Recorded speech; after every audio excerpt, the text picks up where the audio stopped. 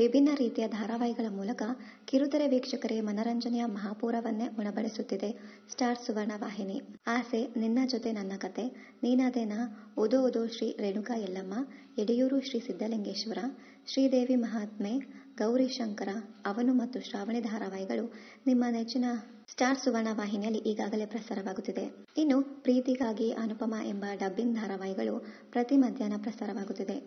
ಸೀರಿಯಲ್ಗಳ ಹೊರತಾಗಿಯೂ ಸುವರ್ಣ ಸಂಕಲ್ಪ, ಸುವರ್ಣ ಗೃಹ ಮಂತ್ರಿ, ಬೊಂಬಾಟ್ ಭೋಜನ ಎಂಬ ಶೋಗಳು ಕೂಡ ವೀಕ್ಷಕರನ್ನ ರಂಜಿಸುತ್ತಿದೆ.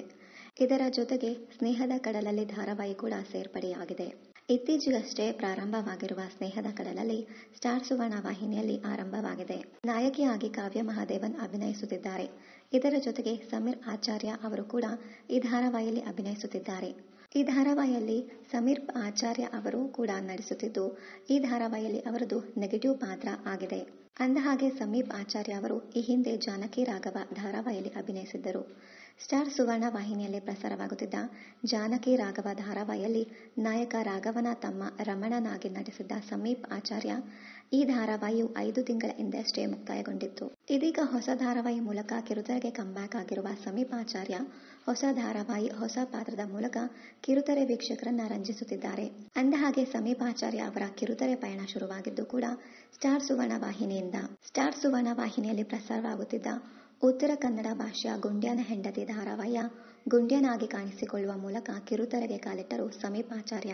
ಮೊದಲ ಧಾರಾವಾಹಿಯಲ್ಲಿಯೇ ನಾಯಕನಾಗಿ ನಟಿಸಿ ವೀಕ್ಷಕರ ಮನಸೆಳೆದ ಇವರು ಮುಂದೆ ಜೀ ಕನ್ನಡ ಧಾರಾವಾಹಿಯಲ್ಲಿ ಪ್ರಸಾರವಾಗುತ್ತಿದ್ದ ಗಂಗಾ ಧಾರಾವಾಹಿಯಲ್ಲಿ ನಾಯಕ ಸಾಗರ್ ಆಗಿ ಅಭಿನಯಿಸಿದರು.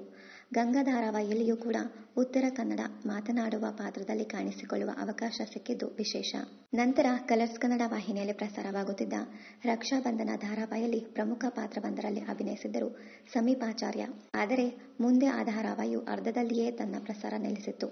ನಂತರ ಉದಯ ವಾಹಿನಿಯಲ್ಲಿ ಪ್ರಸಾರವಾಗುತ್ತಿದ್ದ ಸುಂದರಿ ಧಾರಾವಾಹಿಯಲ್ಲಿ ನಾಯಕ ಕರಣ್ ಆಗಿ ನಟಿಸಿದ್ದರು ಸಮೀಪ್ ಆಚಾರ್ಯ.